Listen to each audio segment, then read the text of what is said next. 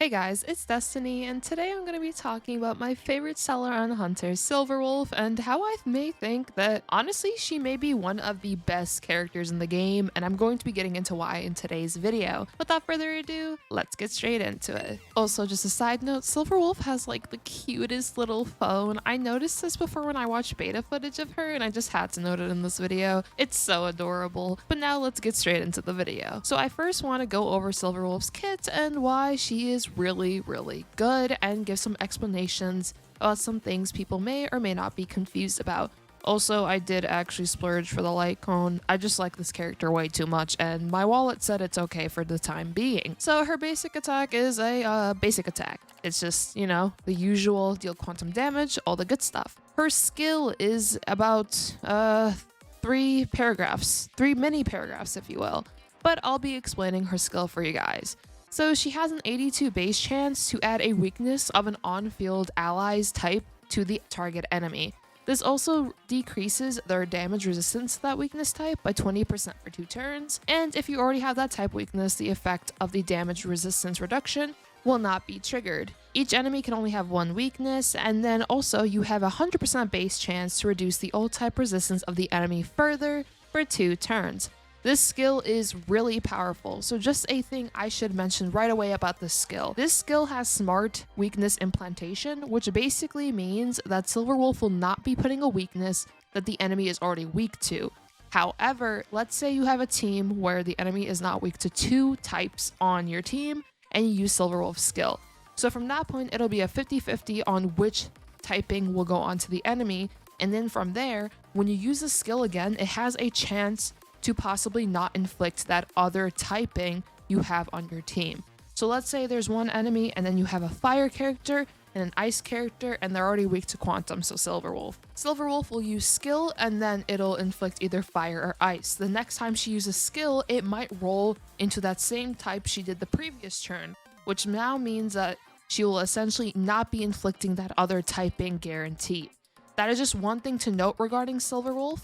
And I don't think it's necessarily a flaw, but it's definitely something to keep in mind if you are using multiple types that the enemy is not weak to. Just keep in mind that it may keep rolling into that same type that you initially got onto the enemy. But other than that, overall, skill's really good. Reducing damage resistance of enemies is also really powerful overall, and this is just an overall really strong skill. Also, her trace Eject is really good because now her skill duration with the weakness implantation is increased by a turn, which basically means this lasts for 3 turns, which now means Silverwolf can just use normal attacks after using her skill, which makes her very skill point efficient, which is always awesome. Now we have her talent, which can create 3 bugs. You can reduce attack, defense, or speed, and each time she attacks, she has a 69 base chance at level 8, of course, to implant a random bug that lasts for 3 turns.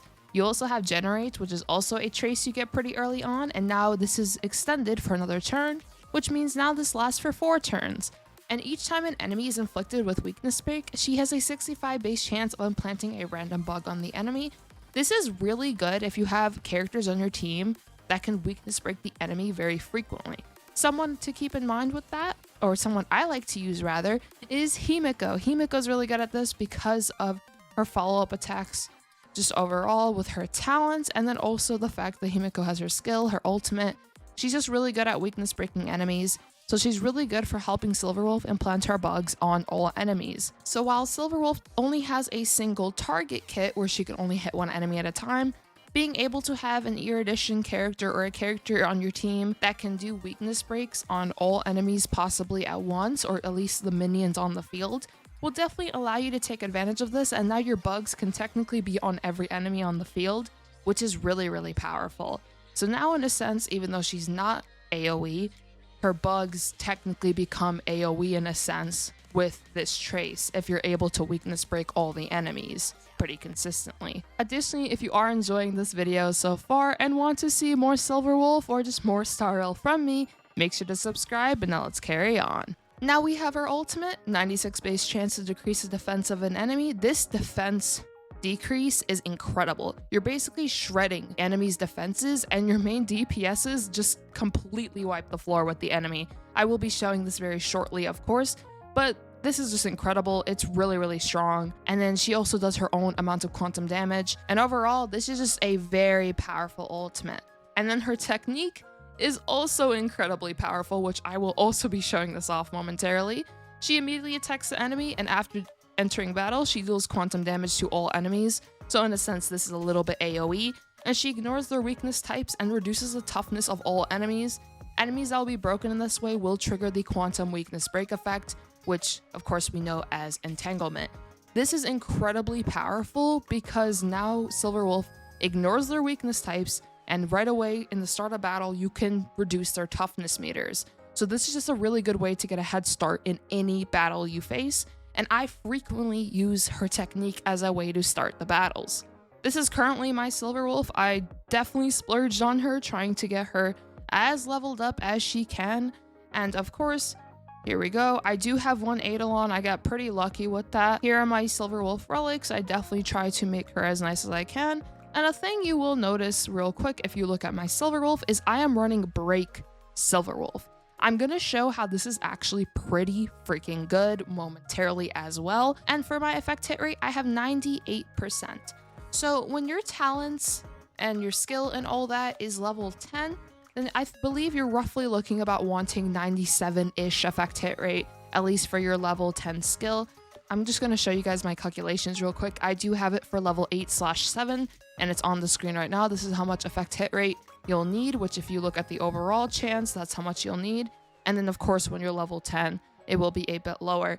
One thing I'd like to note real quick is if you do decide to splurge on our little Celeron Hunter here, for her Eidolons, if you look at Eidolon 2, since their effect resistance will be reduced by 20%, what this basically means is that now Silverwolf will only really need about 45 to 47% effect hit rate instead. And if you decide to use the free 4-star light cone, what this means is now since you already have a 40%, her traces will literally allow her to have the maximum amount of effect hit rate. There they are, effect hit rate, and then another effect hit rate right here. There you go. You'll basically be able to get another 10, so now you have effectively 50% effect hit rate, which means now you are all good to go. And now you can possibly look into a crit damage or even a crit rate body piece for Silverwolf, and possibly make her more hyper offensive, or rather make her have definitely more sub DPS capabilities overall. Now that I've given you guys the rundown on our Stellaron Hunter here, I'm going to be showing you guys some Memory of Chaos gameplay while of course I commentate over it as I'm playing it,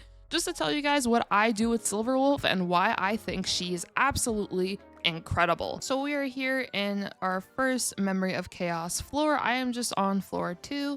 And I'm just going to be setting up my characters real quick and then use Silverwolf here to technique break. And let's just see what happens out of this battle. As you see right away, she breaks their toughness meters. Oh my god, I am on auto mode. I am so sorry, you guys. I did not mean to be on auto mode. Okay, this is a little awkward. I don't even know who she skilled. Oh my goodness. This is not how this is supposed to go, but it's okay. Anyway. Let's just do this, and then of course let's ultimate. Now with Jingyuin, he is gonna do, you know, decent damage overall, but the thing that sucks is I kind of wish that I did, like, the auto mode at least did the skill on him, but it didn't, unfortunately. But I do want to show you guys the potential of essentially the break Silverwolf. So let's just do this. Hopefully this is either gonna be quantum or lightning. I'm actually fine with either.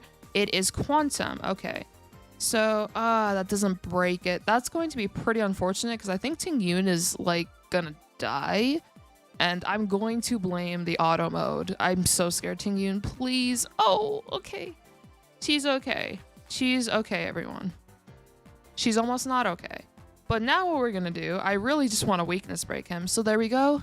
So while that wasn't that much damage, as you see, he moved all the way here. The enemy moved all the way here due to the entanglement. Now if we look at the enemy, we have all these debuffs going on. We got 8 debuffs, which is incredible. We have this attack debuff, the defense, the speed, the old type damage resistance, the quantum resistance, the entanglement, which is really good. This effect is set up to 5 times, really good. The defense resistance, or the defense bug rather, my bad. And then the ether code, which with her signature light cone. which at the end of this video, I'll tell you guys if I actually do recommend the signature light cone, but I just want to show you guys. I feel like the entanglement will kill, but let's just see. So there we go. And there we go. We're just gonna normal attack because I just want you guys to see what the entanglement will be able to do. Let me just do this one more time just to see what it does. There we go. And then normal attack. And there we go. There's the damage from the entanglement. And I'm going to do it again on this enemy. Ting Yun is on a whim here. I am gonna hope that if I do this, she won't die. I'm gonna hope. I'm sorry, guys. I suck at live doing these types of things, but it's a-okay. I'm just trying to show you guys how it goes. And as you see, hopefully we get the quantum again, but we probably won't. Nope, we got the lightning. That's honestly okay. Now we're just gonna level up, or power up Jingyuan rather. I swear, there has to be something where the enemy just always targets Ting Yun, even though Japard is like right here. I don't understand. Does anyone else have this problem? Because seriously, this is ridiculous. They always target Ting Yun. And she has horrible defenses. Can I see this? Where is she? Her defenses are really bad. And I'm just like, you guys just want to kill my Ting Yun and she did nothing wrong.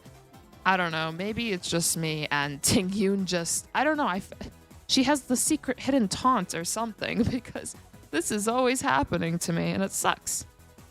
There we go. More energy. Okay, let's go for that. Hopefully we do get the quantum. Quantum, please. Yes, quantum. Now I'm going to show you guys the entanglement again. I'm hoping it works the same way, like it does relatively the same amount of damage. There we go. Let's just shield just so we're a-okay. Also, this team is like semi built up. Jingyuan is still level 60 though, because I'm kind of lazy and I like to torture myself with relic grinding, so I just kind of been doing that. But there we go. And as you see, he's taking forever to move. So this is really good for me. Now the entanglement. And there we go. He's done. So that overall is why, honestly, Silverwolf, I think, in my opinion at least, is incredibly good. I think the break build is actually really good on her because she is able to get those entanglements, like the entanglement damage rather. It's just a lot of damage in my opinion that she's able to do when she breaks the enemy. I've just been having a lot of fun with Break Silverwolf and I would highly recommend it if you guys are possibly looking into doing that because your entanglement becomes really powerful and she just becomes an incredible support. Having 8 debuffs on the enemy at once just makes the enemy so weak to the point where your team just completely wipes the floor with them. And I just think overall this character is incredible. Once again, I think she may honestly be one of the best characters in the game. I just feel like she's so good and I have used her with numerous team comps. I just gave the Japard, Ting Yun, Jingyuan, and Silverwolf one as an example. You could swap out Japard, of course, with a character like Bailu. Doesn't really matter. The point is, I get very similar results with majority of the team comps I use with this character. And while Silverwolf herself doesn't do a bunch of damage, at least mine doesn't, her breaking the enemy once again and entangling them, and then you saw that big amount of damage through the entanglement, that is really good. Like, if you're able to put more DOTs, I feel like, on the enemy, it'll be really good. And honestly, I'm really excited to try her with Kafka in the future because I think that combo will be really, really powerful. Of course, I have to wait until they're out, but I have really high hopes for Silverwolf and Kafka, especially if you do a break Silverwolf like mine. And once again, if you guys just want to see the stats real quick, just so you guys have them, let's go to stats, more stats. Here's the attack, the defense, the speed. For the speed tier, I would recommend 134 as you see here, which would require you to get speed boost and 1 substat for speed because this allows her to basically go twice in some turn orders. Her crit rate's kind of whatever. Her crit damage is decent. Her break effect is this high. I tried to get it as high as possible. She does have a break rope and a lot of break substats. I already told you guys about the effect hit rate. That's there. She has decent amount of quantum damage boost. I do have a purple orb right here. I would like this to be gold, but no luck so far, at least with the Pan Galactic set. And overall, here are her boots. Here's her effect hit rate body piece. Here's her gloves, just a bunch of effect hit rate, some break effect. And then here is the glasses, the headpiece, if you will. it's decent overall. One more thing I'd like to talk about is her signature light cone. Do I recommend it? So I did pull on it due to the fact that I would have enough effect hit rate without like the E2 having that reduction with this light cone. So as you see, I got 24%. And if we go back to my details, as you see here, I have enough effect hit rate. So if you're able to have enough effect hit rate and then you also want all the bonuses here, I would highly recommend this light cone. At least for me, I've been really liking it. I think ether code that you're able to do is really good, and being able to increase your crit rate is pretty good. Being able to have a 100% base chance to implement ether code on a random enemy is really good, because now all your DPSs and even her technically can take advantage of this. Being able to do 12% increased damage for a turn is just really, really powerful. So I do recommend the light cone for that purpose. However, it's not really necessary, especially if you don't have E1. Now, I did get E1 actually today, which today was probably going to be yesterday or so for you guys once you see this video. But I did get E1. I just kind of was like, let me just do a temple and see what happens. And then boom, it happened. So I was like, okay, E1 plus a signature light cone is really good. But if you do not have E1, it's a little harder to recommend the signature light cone, because the energy you get from the free 4-star light cone is really good, since the enemy will almost always have a defense debuff due to how many turns her ultimate lasts and how many turns that her bugs last. So as a result, I wouldn't really recommend her light cone over like E1 first, and then if you get E1, then I would probably recommend the light cone. Once again though, I decided to do it because my wallet allowed me, and if your wallet allows it, maybe then go for it. But once again, you don't need it. You don't even need E1. You don't need E2. You honestly would just want the character herself. And then of course you would want just that to use that free light cone, which by the way, guys, please do the event and get that free light cone. It's really good. But yeah, I think that's everything I have to tell you guys about Silverwolf. I just think she's an incredible character overall. All the debuffs, really powerful. I do think this character will be relevant for a very long time. Long time can be upwards of a few months to maybe a year.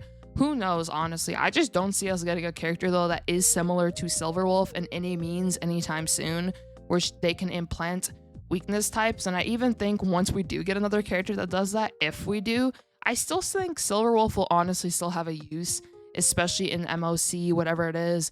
And the fact that they did increase Nihility characters, or rather buff them indirectly due to reducing enemies' resistances from 1.0 to 1.1, made her even better, because now she's even more consistent with the bugs, the skill implantation, and so on. So overall, once again, this character's amazing. I would honestly rate her a 10 out of 10. I don't really see many flaws with this character. The only flaw I can honestly think of is that, I don't know, her implanting the same type possibly that the enemy is not inherently weak to twice in a row when you're trying to get another typing. Maybe that can be a flaw, I guess, which can drop her maybe to a 9.5. But either way, I think her kit is really good, really strong. I think any account would benefit from this character.